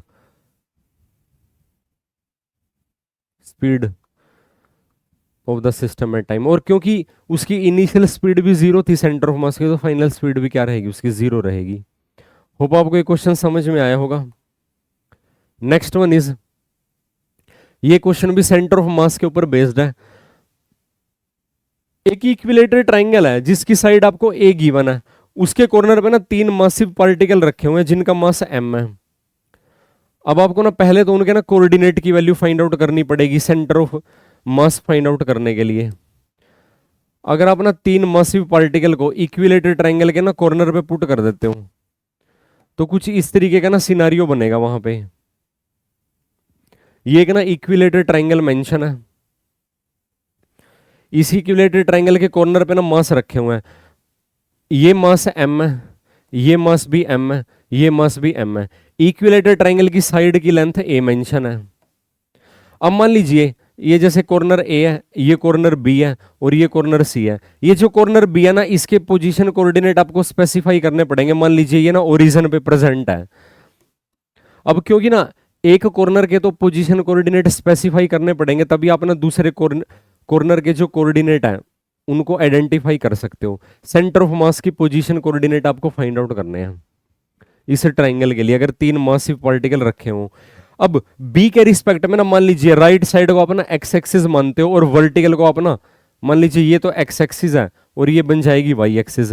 तो सी कोऑर्डिनेट, सी पॉइंट है जो जहां पे ना मास रखा हुआ है ट्राइंगल का, जो कॉर्नर सी है उसका एक्स कोऑर्डिनेट कितना बन जाएगा, क्योंकि बी के कंपैरिजन में जो ए पॉइंट के कोऑर्डिनेट है वो इक्विलेटरल ट्राइंगल की साइड के केवल है, तो इसका एक्स कोऑर्डिनेट बन जाएगा ए, और इसका ना वाई कोऑर्डिनेट कितना बन जाएगा। अब एक्स एक्सिस पे वाई कोऑर्डिनेट की वैल्यू तो जीरो रहेगी अगर आप इसको एक्स एक्सिस मान के चलते हो। अब जो ये ना, अब जो ये पार्टिकल है जो इसके ना कॉर्नर ए पे रखा हुआ है, यहां पे अगर आप देखोगे इसका एक्स कोऑर्डिनेट, अब क्योंकि ये इसका एक्स कोऑर्डिनेट तो क्या हो जाएगा, अगर आप परपेंडिकुलर ड्रॉप करते हो तो इस साइड को कितने, ये बन जाएगा a डिवाइडेड बाई 2, क्योंकि क्या होता है इक्विलेटरल ट्राइंगल के वर्टिसेस पे जब आप परपेंडिकुलर ड्रॉप करते हो तो वो सामने वाली साइड को क्या करता है, एग्जैक्टली हाफ में डिवाइड कर देता है। तो इसका एक्स कोऑर्डिनेट कितना जाएगा, a divided by 2, comma Y coordinate के लिए आपको ना ये साइड जो बेसिकली इसका ना ये परपेंडिकुलर है लेंथ, ये फाइंड आउट करनी पड़ेगी। उसके लिए आपको ना पाइथागोरस थ्योरम लगानी पड़ेगी, यानी कि जो ए बी साइड है, अगर मान लीजिए इस पॉइंट को मैंने डी का नाम देता हूं, जो ए डी है, ए डी की लेंथ आप कैसे फाइंड आउट करोगे, पाइथागोरस थ्योरम का यूज करते हुए, यानी कि ए बी साइड की लेंथ का आपको स्क्वायर करना पड़ेगा, ए बी साइड का आपको स्क्वायर करना पड़ेगा, माइनस में उसमें से ना, मान ली इस पॉइंट को हमने ना क्या नाम दिया था, बी डी का नाम दिया हुआ है इसको, हाँ, तो आपको क्या करना पड़ेगा, डी बी जो साइड है उसका स्क्वायर सब्ट्रैक्ट करना पड़ेगा, इज इक्वल टू फर्दर ए से लेके बी की साइड ए है और डी से लेके बी की साइड है ए बाई 2 है, तो ये बन जाएगा ए स्क्वायर डिवाइडेड बाई 4। अगर आप इसको सोल्व करोगे आ जाएगा √3 a डिवाइडेड बाई 2। तो यहाँ पे जो इसका वर्टेक्स ए है उसका वाई कोऑर्डिनेट कितना आ जाएगा, √3 a डिवाइडेड बाई 2। अब position coordinate of centre of मास निकालने का ना क्या टूल्स है हमारे पास, तीनों इसके जो कॉर्नर पे मास रखे हुए हैं, आपको उनका ना एक्स कोऑर्डिनेट भी पता चल गया, आपको उनका ना वाई कोऑर्डिनेट भी पता चल गया। अगर आप ना यहाँ पे x coordinate of centre of mass find out करते हो, x coordinate of centre of मास, तो उसके लिए आपको क्या फॉर्मूला एग्जिस्ट करता है, जैसे मान लीजिए 3 पार्टिकल है तो ये बन जाएगा mx1 plus mx2 plus mx3 divided by sum of masses, तो ये बन जाएगा 3m still is equal to. अब जो बी कॉर्नर पे मास रखा हुआ है, बी कॉर्नर पे जो मास रखा हुआ उसका एक्स कोऑर्डिनेट 0 है, प्लस जो सी कॉर्नर पे मास रखा हुआ उसका एक्स कोऑर्डिनेट है ए, या हम पहले ना ए कॉर्नर वाला लिखते हैं, इसका एक्स कोऑर्डिनेट बन जाएगा ए डिवाइडेड बाई 2, और जो सी पे रखा हुआ उसका एक्स कोऑर्डिनेट ए है, डिवाइड में आपने इसको ना 3m से डिवाइड कर देना है वेक्टर सेंस में। और मतलब कि वेक्टर, क्योंकि एक्स कोऑर्डिनेट निकलेगा फिर वाई कोऑर्डिनेट हम अलग से फाइंड आउट करते हैं, ये वैल्यू 0 बन जाएगी, और आपके पास m से m कैंसिल हो जाएगा, आपके पास न्यूमिनेटर में आएगा 3a डिवाइडेड बाई 2, और उसको अपना 3 से डिवाइड करोगे तो ये आ जाएगा a divided by 2 x coordinate of centre of मास। सब में ना अप्रोक्सीमेटली, हाँ सिर्फ वैसे तो ये फर्स्ट ए में ही मेंशन किया हुआ है 3a डिवाइडेड बाई 2, बाकियों में है।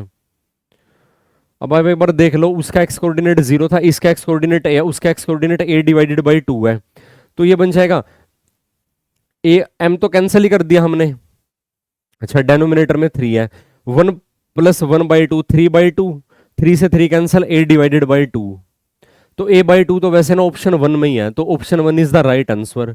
और अगर आप ना y coordinate of centre of mass find out करना चाहते हो, y कोऑर्डिनेट के लिए आपको क्या करना पड़ेगा, my1 plus my2 plus my3 divided by m1 plus m2 plus m3, जो कि क्या है, तीनों मास इक्वल है। अगर आप इसको फर्दर सोल्व करते हो, अब जो ऑब्जेक्ट ए पे है इसका बी पे है, इसका वाई कोऑर्डिनेट 0 है, ए वाले का वाई कोऑर्डिनेट है √3a डिवाइडेड बाई 2, और इसका वाई कोऑर्डिनेट 0 है, तो ओवरऑल जब मैं अगर मैं डायरेक्ट लिखूं यहाँ पे तो सिर्फ इसका वाई कोऑर्डिनेट यूज में आएगा, √3a और m डिवाइडेड बाई 2 भी लिखा हुआ और साथ में लिखा हुआ थ्राइस ऑफ मास, तो डिवाइड में √3 आया हुआ, ठीक है, √3 से 3 को डिवाइड करोगे तो ये वैल्यू आपको प्रोवाइड करती है a divided by 2 √3, a by 2 √3, यानी कि first option is the right option. Hope आपको ये कंसेप्ट समझ में आया होगा, सेंटर ऑफ मास के ऊपर बेस्ड ये क्वेश्चन है। नेक्स्ट वन इज, ये स्टेट 2018 में आया हुआ क्वेश्चन है, इसमें भी आपको ना एक ना रोड की लीनियर मास डेंसिटी गिवन है, और आपको इसका ना क्या फाइंड आउट करना है, सेंटर ऑफ मास की लोकेशन फाइंड आउट करनी है। The linear mass density of a rod of length L varies linearly from a value of lambda naught at one end x equal to 0 to double the value. अब linear mass density की value ना एक corner पे, तो अब ये एक road है, इसका जो ये साइड है इसकी एक एज है, इसका ना आपको x कोऑर्डिनेट मेंशन है x इज इक्वल टू 0, और दूसरे एंड का जो x कोऑर्डिनेट मेंशन है यहाँ पे अगर आप देखोगे ये वैल्यू मेंशन है x is equal to l, और इसकी जो लेंथ है इसकी लेंथ भी कितनी मेंशन है, l मेंशन है। अब इन्होंने ये कहा कि इस एंड पे जो लीनियर डेंसिटी, मान लीजिए ये एंड a है और दूसरा एंड इसका b है, a एंड पे ना जो लीनियर मास डेंसिटी की वैल्यू है, यहाँ पे लीनियर मास डेंसिटी की वैल्यू लैम्बडा नोट है, और बी एंड पे जब आप मूव करोगे वहां पे लीनियर मास डेंसिटी की वैल्यू ट्वाइस बन जाएगी। Location of the centre of mass with respect to the end x is equal to 0, अगर आप ना यहां से मूव करना स्टार्ट करते हो तो कितनी दूर बाद है ना सेंटर ऑफ मास आपको मिलेगा इस रोड का। अगर इसकी ना लीनियर मास डेंसिटी यूनिफॉर्म होती तो इसका सेंटर ऑफ मास एग्जैक्टली इसके मिड पॉइंट पे मिलता, यानी कि at a length L divided by 2 from both the end. लेकिन इसकी लीनियर मास डेंसिटी यूनिफॉर्म नहीं है, मास पर यूनिट लेंथ यूनिफॉर्म नहीं है, तो यानी कि कहीं पे इसकी ना थिकनेस, ये हम कह सकते हैं कहीं पे इसकी ना डेंसिटी ज़्यादा है, कहीं पे इसकी डेंसिटी कम है, यानी कि इस एंड पे डेंसिटी है जो और इस एंड पे डेंसिटी है वो एग्जैक्टली एक दूसरे की डबल है, बी एंड पे डेंसिटी इस एंड पे डेंसिटी की वैल्यू का डबल है। अब इस केस में क्योंकि एक्स एक्सिस की आप बात कर रहे हो, एक्स एक्सिस के अलोंग इसकी लेंथ है basically, so x coordinate of centre of mass find out करने के लिए आपको ना बेसिकली क्या फाइंड आउट करना पड़ेगा, जो इसकी ना लीनियर डेंसिटी है वो फाइंड आउट करनी पड़ेगी।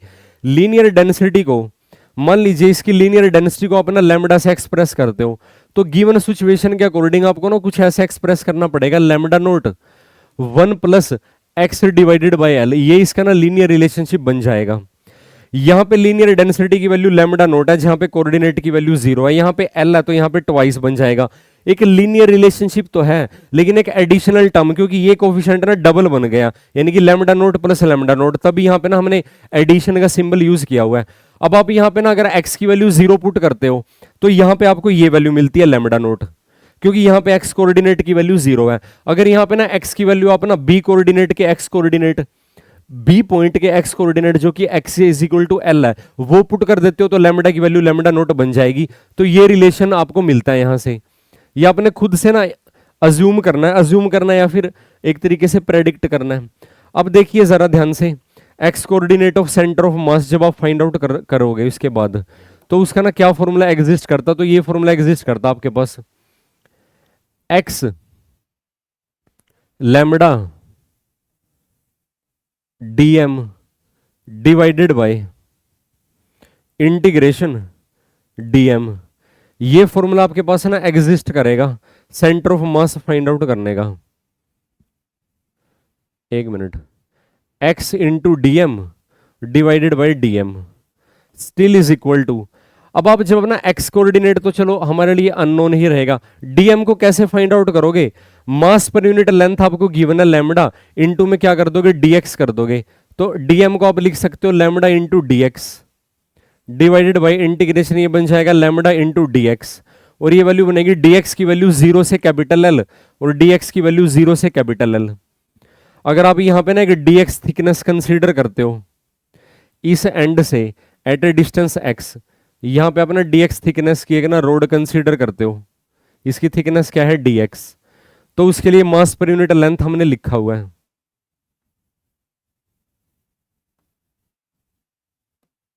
Lambda dx। इस तरीके से आप इसको ना एक्सप्रेस कर सकते हो। अब लैम्बडा की वैल्यू आपको गिवन है ऑलरेडी, तो फर्दर जब आप इस क्वेश्चन को सोल्व करोगे, आप इसको ना कैसे प्रोसीड करोगे, फिर फर्दर जब आप इसको सोल्व करते हो आपको क्या मिलता है, X coordinate of centre of mass is equal to,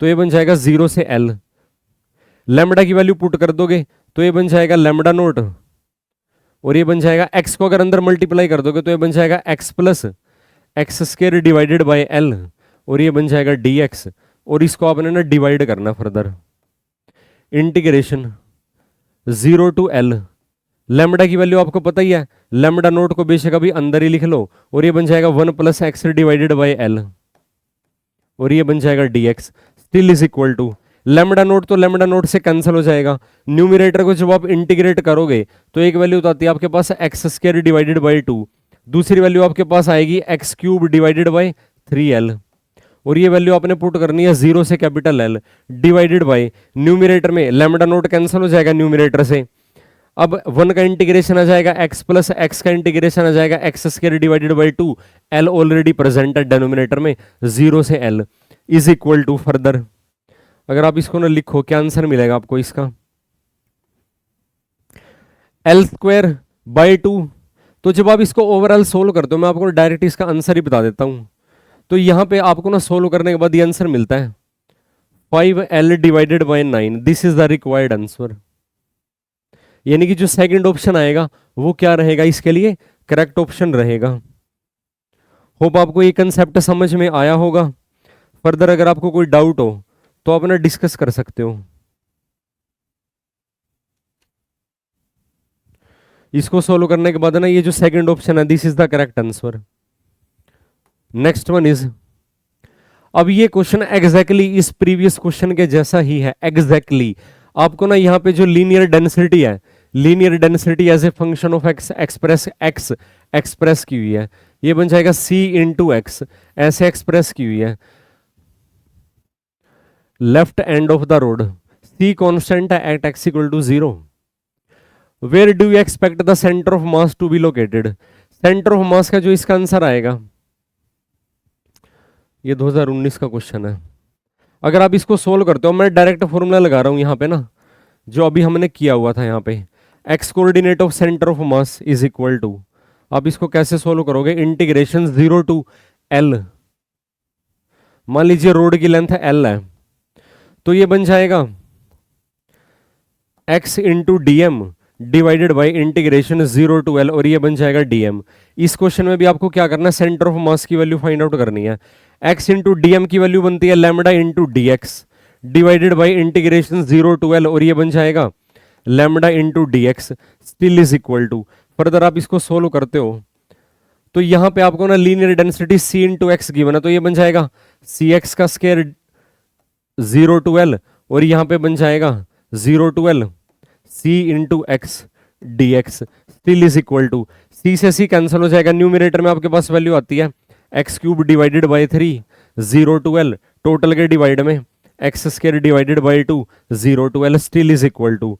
further जब आप इसको सोल्व करते हो आपको क्या वैल्यू मिलती है, 2 डिवाइडेड बाई 3, लिमिट पुट कर दोगे आ जाएगा, लिमिट पुट करने के बाद ये आंसर आ जाएगा 2/3 L still is equal to 0.6 L। 0.6 का क्या मतलब है, इसका मिड पॉइंट है 0.5 L पे, 0.6 क्या है 0.5 से बड़ा है, तो ये आ जाएगा to the right of the middle, यानी कि सेकंड ऑप्शन आ जाएगा। क्योंकि इस रोड का जैसे जब आप फाइंड आउट करते हो ये जो इसका सेंट्रल पॉइंट है ये कितनी दूर है, ये आ जाएगा 0.5 L पे, और इससे ज्यादा 0.5 L ना यहाँ पे लाई करेगा इसके मिडल के राइट साइड में। होप आपको ये कंसेप्ट समझ में आया होगा। फर्दर अगर आपको कोई डाउट हो तो आप डिस्कस कर सकते हो। Next one is during inelastic collision between two bodies which of the following quantity always remains conserve. Inelastic collision में जो हमेशा ही कंजर्व रहती है वो क्या होता है, linear momentum obviously. So linear momentum ही एक ऐसी क्वांटिटी है जो ना चाहे इलास्टिक कोलिजन हो चाहे इनइलास्टिक कोलिजन हो, लीनियर मोमेंटम हमेशा कंजर्व रहेगा। अगर आप बात करते हो इलास्टिक कोलिजन में एडिशनली क्या चीजें कंजर्व रहती हैं, अगर मैं यहां पे लिखता हूं, अगर एक तरफ आप लिख दोगे इलास्टिक कोलिजन और दूसरी तरफ आप लिख दोगे इन इलास्टिक कोलिजन, दोनों में क्या चीज कंजर्व रहेंगी। सबसे पहला यहां पे अगर अपना मोमेंटम कंजर्व रहेगा, यहां पे भी मोमेंटम कंजर्व रहेगा। इलास्टिक कोलिजन है चाहे इन इलास्टिक कोलिजन है, मोमेंटम तो दोनों में क्या रहेगा, कंजर्व रहता है हमेशा। अब इलास्टिक कोलिजन में एडिशनली अगर आप एक बात ध्यान दो, जो टोटल एनर्जी की अगर आप बात करते हो, टोटल एनर्जी दोनों में कांस्टेंट रहती है। क्या लिख सकते हो आप यहां पे, total energy, total energy conserve रहती है दोनों में। यहां पे भी क्या रहेगी, टोटल एनर्जी कंजर्व रहती है।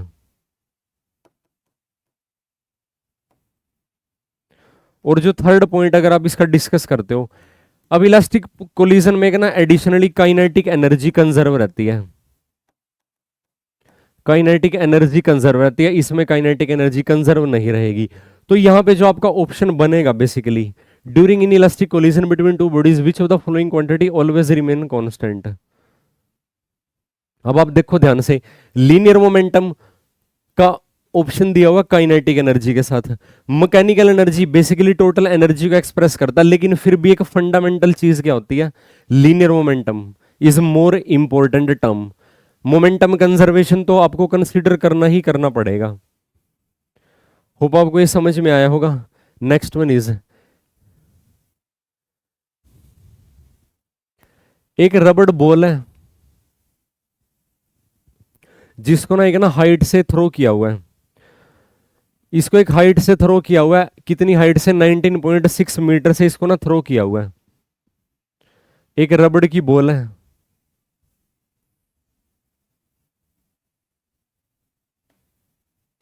मान लीजिए इनिशियली हाइट आपको ना h1 से एक्सप्रेस करते हो, आपको कितनी गिवन है, 19.6 मीटर। यहां से जब आप इसको थ्रो करोगे, falls to a floor from a height of, यहां से इसको ना थ्रो कर दिया, to what height will the ball rebounce if it loses 20% 5% of its energy on striking the floor. अगर ये अपनी 25% एनर्जी को लॉस कर देती है, ये यहां पे हिट किया, अब हिट करने के बाद क्या हो जाएगा, ये ना दोबारा क्या करेगा, राइज करने के लिए, ये दोबारा ना मान लीजिए यहां तक इसने राइज कर लिया दोबारा, और ये हाइट है, इस हाइट को अगर आप ना h2 से एक्सप्रेस कर देते हो, 25% जो उसकी एनर्जी है, अब कौन सी एनर्जी है यहां पे देखा जाए तो, जब ये ग्राउंड पे हिट करेगा इसके पास है ना काइनेटिक एनर्जी ही तो होगी ना, ये काइनेटिक एनर्जी का ही लॉस करेगा यहां पे देखा जाए तो, ग्राउंड पे हिट करने के बाद स्पेशली, क्योंकि ग्राउंड पे जब ये हिट किया तो ये अपनी काइनेटिक एनर्जी का लॉस करेगा। मान लीजिए जब ये ग्राउंड पे हिट किया, इसकी इनिशियली काइनेटिक एनर्जी को हम ना काइनेटिक एनर्जी को T1 से एक्सप्रेस कर देते हैं, और यहाँ पे जो इसकी काइनेटिक एनर्जी है वो T2 है। सो जो T2 है वो क्या रहेगा, 25% ये लॉस कर देगा काइनेटिक एनर्जी का। और आपको ये बताना है कि भाई कितनी हाइट तक वो दोबारा बाउंस करेगा, वो हमने H2 का नाम उसको दे दिया। अब क्योंकि जब ये इस पे टकराएगा तो ये जब बाउंस बैक करेगा तो इसके पास एक नॉन जीरो वेलोसिटी भी तो एग्जिस्ट करेगी। मान लीजिए इनिशियल इसकी वेलोसिटी u1 है, और फाइनली जब ये राइज करेगा तो इसकी वेलोसिटी u2 है, जो ग्राउंड से टकराने के बाद इसको मिली है। अब आपको ये वेलोसिटी की ही वैल्यू फाइंड आउट करनी है, और आपको मतलब हाइट की वैल्यू फाइंड आउट करनी है। वैसे तो अगर आप ना यहां पे लिखोगे जो इसकी ना काइनेटिक एनर्जी है, अब क्योंकि 25% लॉस कर दी तो ये क्या रहेगा, इनिशियल एनर्जी का 75% रहना चाहिए। दोबारा उसकी काइनेटिक एनर्जी कितनी आएगी, अगर आप ध्यान से देखो तो ये आएगी हाफ ऑफ m, और आप इसको लिख दोगे u2 का स्क्वायर इज इक्वल टू 75% का मतलब होता है 3 डिवाइडेड बाई 4, और इनिशियल काइनेटिक एनर्जी बन जाएगी हाफ ऑफ m u1 का स्क्वायर। m/2 यहां से कैंसिल हो जाएगा। फर्दर जब आप यहां पे इसको सोल्व करते हो तो आपको ना ये वैल्यू मिलती है u2 इज इक्वल टू 1/2 भी कैंसिल हो जाएगा, ये वैल्यू मिलती है √3 डिवाइडेड बाई 2 u1। ये आपको एक वैल्यू मिल जाएगी यहां से। अब ये मैक्सिमम ना कितनी हाइट पे राइज कर पाएगा, मैक्सिमम कितनी हाइट पे ये राइज कर पाएगा। पहली बात तो जो h1 है, h1 को अगर आप ना एक्सप्रेस करते हो वेलोसिटी की टर्म्स में,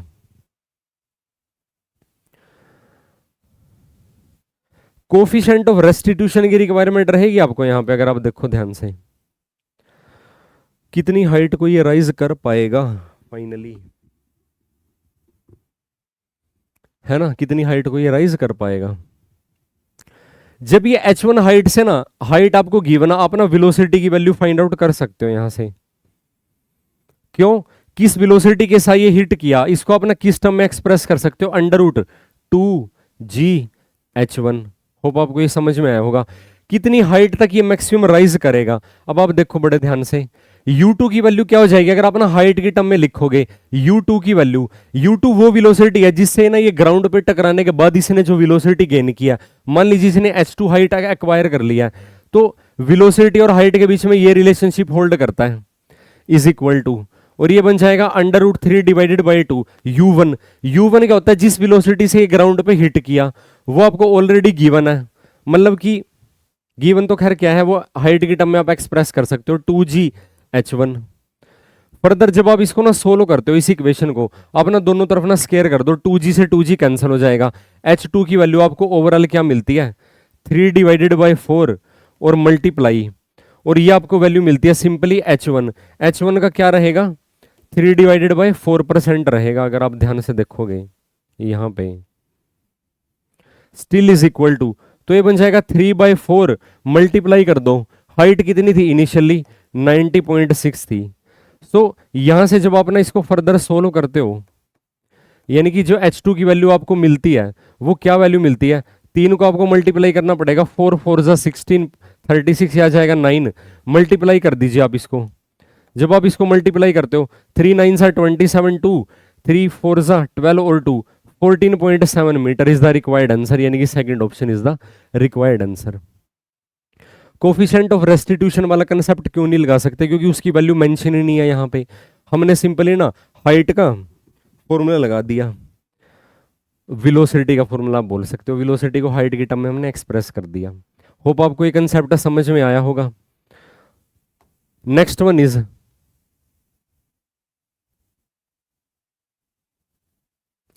अब ये भी कोलिजन के ऊपर बेस्ड है। एक बॉडी है जिसका मास ना 5 किलोग्राम है, ये ना एक्स एक्सिस की तरफ मूव कर रही है। एक बॉडी की मोशन आपको ना एक्स एक्सिस की तरफ गिवन है,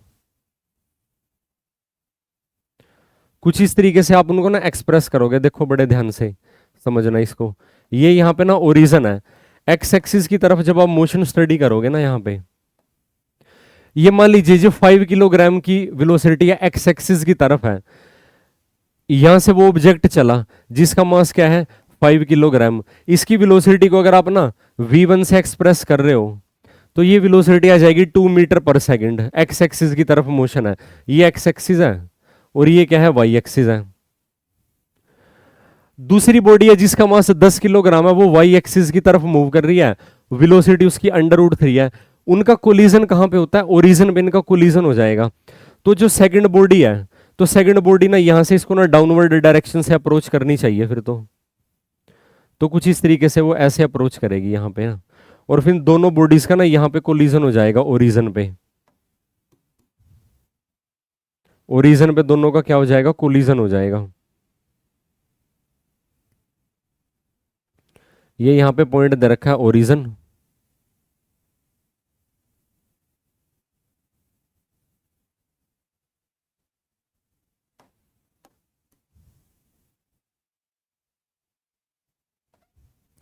और यहाँ पे इस बॉडी का जो मास है वो कितना है, 10 किलोग्राम, और इसकी जो वेलोसिटी है v2 वो क्या है, मास 10 किलोग्राम है, वाई एक्सिस की तरफ मूव कर रहा है ये √3 मीटर पर सेकंड से। अब यहां पे देखो सिंपल ये ना मोमेंटम कंजर्वेशन पे बेस्ड है। The colliding origin and strike together the final velocity of the combined mass. अब कंबाइंड मास ना, मान लीजिए जब ये दोनों ऑब्जेक्ट ना कंबाइंडली मूव करेंगे, जब ये दोनों ऑब्जेक्ट ना कंबाइंडली मूव करते हैं यहां से, जब ये कंबाइंडली यहां से ना मूव करेंगे, मान लीजिए एक्स वाई प्लेन में ये मूव करते हैं, तो आपको ना सिर्फ फाइनल वेलोसिटी बतानी है, वेलोसिटी का मैग्नीट्यूड बताना है न्यूमेरिकल सेंस में। मान लीजिए फाइनल वेलोसिटी कैपिटल एम है, सॉरी कैपिटल वी है। They collide at origin and stick together. Stick together का क्या मतलब है, इन इलास्टिक कोलिजन मेंशन है यहाँ पे। इन इलास्टिक कोलिजन में दोनों ऑब्जेक्ट क्या हो जाते हैं, स्टिक हो जाते हैं आपस में। तो वहां पे मोमेंटम कंजर्वेशन आप अगर अप्लाई करते हो, apply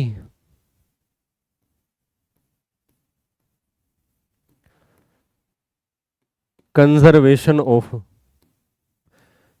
linear momentum, linear momentum का कंजर्वेशन जब आप अप्लाई करोगे यहां से, तो क्या हो जाएगा, इस ऑब्जेक्ट का मोमेंटम तो एक्स डायरेक्शन में, अगर आप ध्यान से देखोगे मास इनटू वेलोसिटी, तो ये बन जाएगा 5 किलोग्राम इसका मास है इंटू ट्वाइस ऑफ इसकी वेलोसिटी है, और ये ना आई एक्सिस के लॉन्ग है, ये इसका इनिशियल मोमेंटम है, प्लस अब इस ऑब्जेक्ट का मास है 10 किलोग्राम, इसकी velocity along the y axis है, तो ये बन जाएगा 3J is equal to, finally दोनों मास ना कंबाइंड हो जाएंगे, 5 + 10 मास तो आपको मिल गया। और मान लीजिए फाइनल जो मोमेंटम है, फाइनल वेलोसिटी को ना कैपिटल V वेक्टर से रिप्रेजेंट करता हूं मैं, V वेक्टर से रिप्रेजेंट कर दिया मैंने फाइनली, यानी कि मैंने कुछ इस तरीके से इसको लिखा, m1 v1 plus m2 v2 is equal to m1 + m2 capital V, और उसको भी वेक्टर लिख दिया, इस तरीके से मैंने इसको एक्सप्रेस कर दिया। फर्दर जब आप इसको सोल्व करते हो, इज इक्वल टू,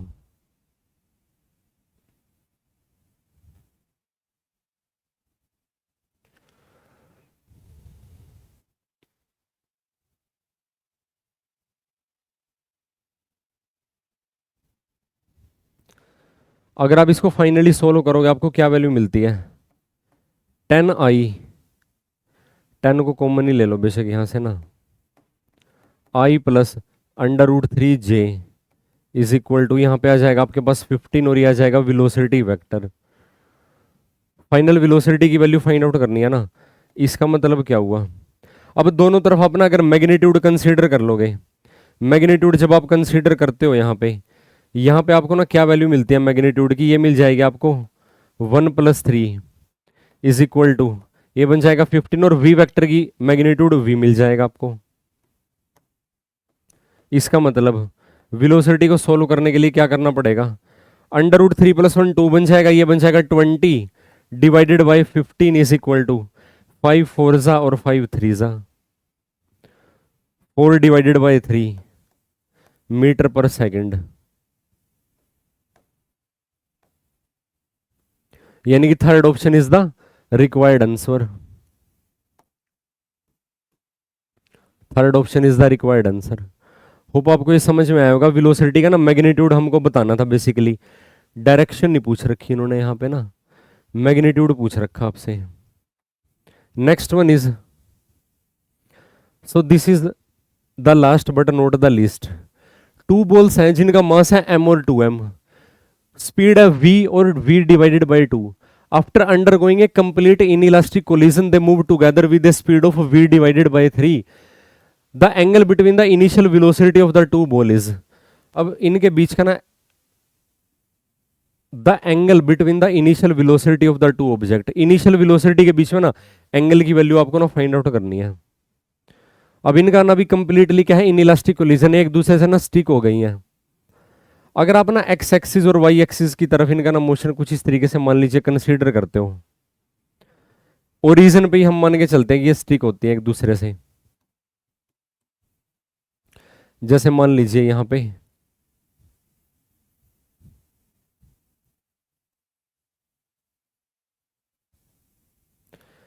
यहां से मोशन अगर आप इनकी स्टडी करते हो, ये m मास का ऑब्जेक्ट है, v वेलोसिटी से ये चल रहा है, x एक्सिस के रिस्पेक्ट में मान लीजिए थीटा डिग्री का एंगल है, ये x एक्सिस है, ये y एक्सिस है, और दूसरा मास है जो उसकी वैल्यू कितनी है, ट्वाइस ऑफ m, और इसकी जो वेलोसिटी वेक्टर है इसने भी x एक्सिस के साथ थीटा डिग्री का एंगल बना रखा है, वेलोसिटी कितनी है, v divided by 2.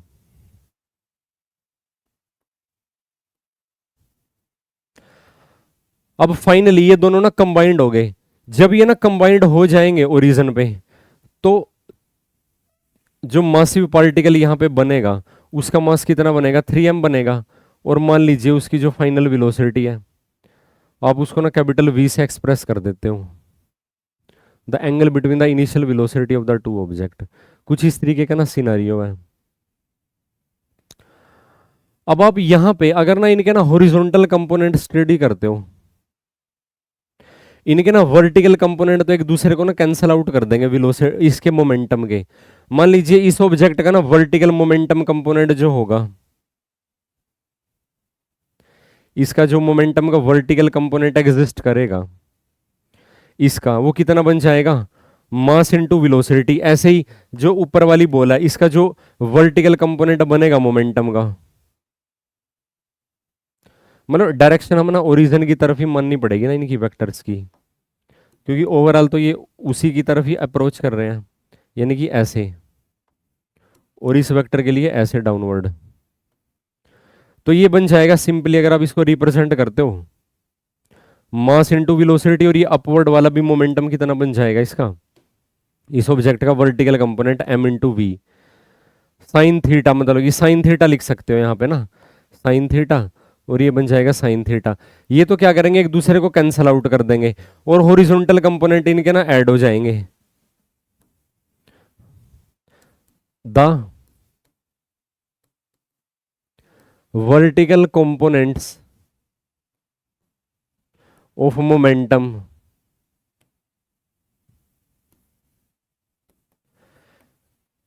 Cancel each other, so along x axis. X axis जब आप उनकी ना मोशन स्टडी करते हो, हॉरिजॉन्टल कंपोनेंट, इस वेक्टर का ना इस मोमेंटम का हॉरिजॉन्टल कंपोनेंट बनेगा m v cos theta, plus इसके लिए आप देखोगे ये बनेगा twice of m v divided by 2 cos theta is equal to, फिर फाइनली ये कंबाइंड मूव करेंगे, मान लीजिए कॉमन वेलोसिटी कैपिटल वी के साथ, कैपिटल वी. सो आपको ना क्या फाइंड आउट करना, आपको ना थीटा की वैल्यू फाइंड आउट करनी है, और थीटा में भी ना 2 थीटा, क्योंकि ना the angle between the initial velocity of the two object क्या बनेगा, इस एंगल को जोड़ना पड़ेगा, 2 थीटा की वैल्यू आपको फाइंड आउट करनी है यहां पे. फर्दर जब आप इसको सोल्व करते हो आपको क्या वैल्यू मिलती है, 2mv cos theta is equal to 3m, और ये बन जाएगा कैपिटल V.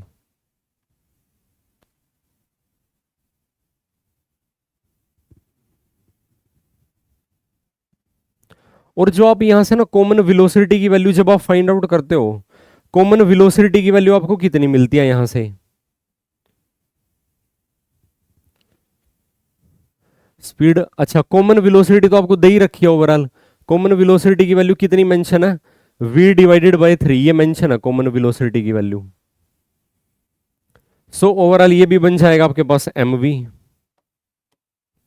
तो ये आपके पास क्या बन जाएगा m इंटू वी, यानी कि कोस थीटा की वैल्यू कितनी आ जाएगी आपके पास 1/2। इसका मतलब थीटा की वैल्यू क्या आ जाएगी आपके पास 60 डिग्री, और टू थीटा की वैल्यू कितनी आ जाएगी, टू थीटा की वैल्यू आ जाएगी 120 डिग्री। इसका आपको डबल फाइंड आउट करना है ना, सो 120 degree is the required answer. अच्छा, इसमें ना आपको ना ये कंफ्यूजन हो सकता है कि मैंने दोनों एंगल को ना थीटा का नाम क्यों दे दिया, थीटा 1 और थीटा 2 भी कंसीडर कर सकते हो। तो आप वहां से जब ओवरऑल कंक्लूड करोगे ना तो theta 1 is equal to theta 2 ही मिलेगा आपको। होप आपको आज की क्लास समझ में आई होगी। अगर फर्दर आपको कोई डाउट हो तो आप डिस्कस कर सकते हो। मिलते हैं नेक्स्ट क्लास में एक नए टॉपिक के साथ। Thank you very much and have a nice day.